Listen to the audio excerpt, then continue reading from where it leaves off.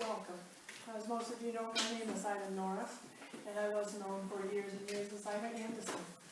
This information, the theory of bend, was originally written by me as Ida Anderson and was given to Dressage and CT magazine in 1996 when Ivan Bazugloff owned it. And it was printed in their April article in 1996 as the theory of bend.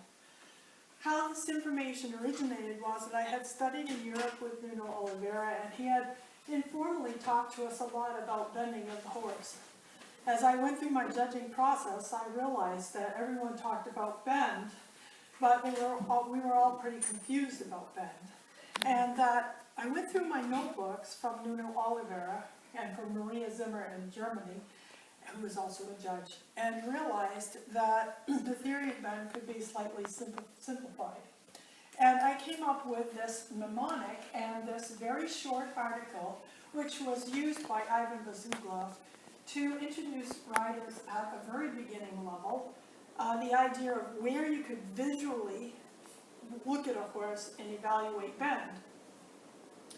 From that article, and all this time I have been teaching, and I developed a set of slides, and it's a little bit more advanced theory for people to talk about, because for years and years people have talked about bend, and everyone's real aware of it, but having a quick mnemonic, which is a memory assist, and an easy way to think about it was what we wanted to do. This horse right here is one of the recent FBI horses that I finished to Grand Prix. His name is Lord Lakota, and he's kind of an interesting guy in that in this moment he was just about to start half-pass. And this was the very first step of half-pass, and it's beautiful because you can see lateral pole rotation, which I had a red marker, but you can see that right here, that his head is perpendicular.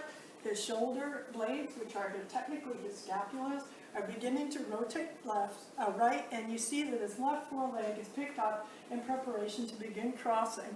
And you see a very slight orientation right of my body. It's a great picture to begin talking about the theory of bend.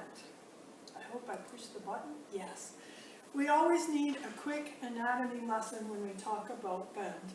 And why this picture is here is because we have to keep in mind that the horse's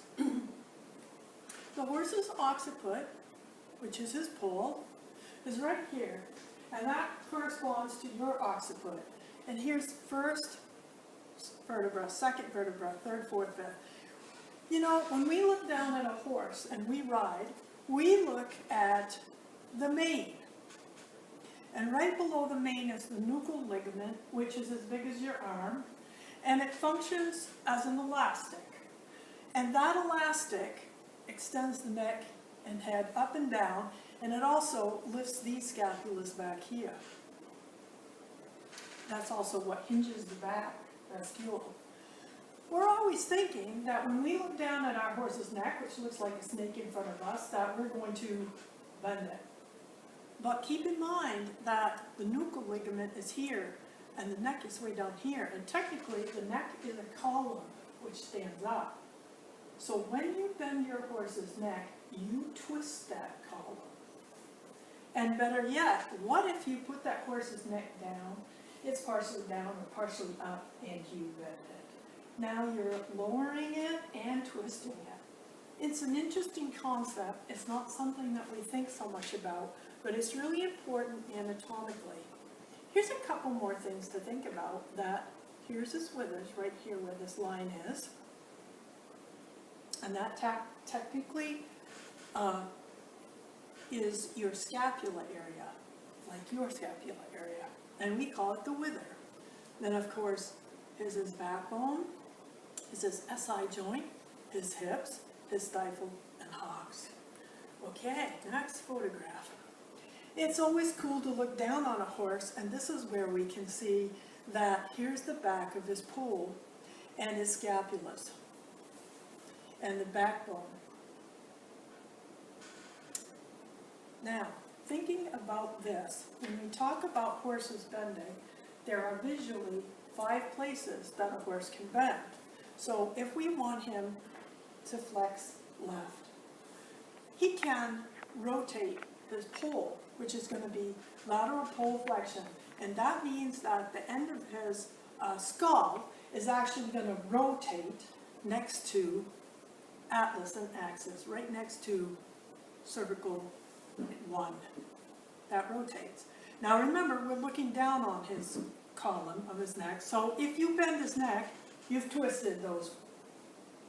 Then he can flex through here, and this area for him is not true joining, but this is all a lot of cartilage attachment, and his shoulder blades, your scapulas, if he goes around a corner and we took a picture of that, it would be like front wheel drive. It would be very small amount, a very tiny amount of flexing.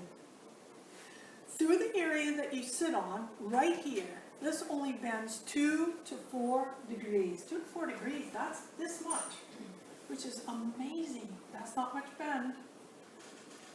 Here's the lumbar vertebra. They undulate up and down, and they are part of this elastic system which bascules the back and lifts and lowers the neck and the trunk of the horse, but this does not move sideways like a snake. It doesn't. So then here are the hips and the SI, which is again another pseudo joint. They're not, they're kept together with cartilage, ligaments, tendons.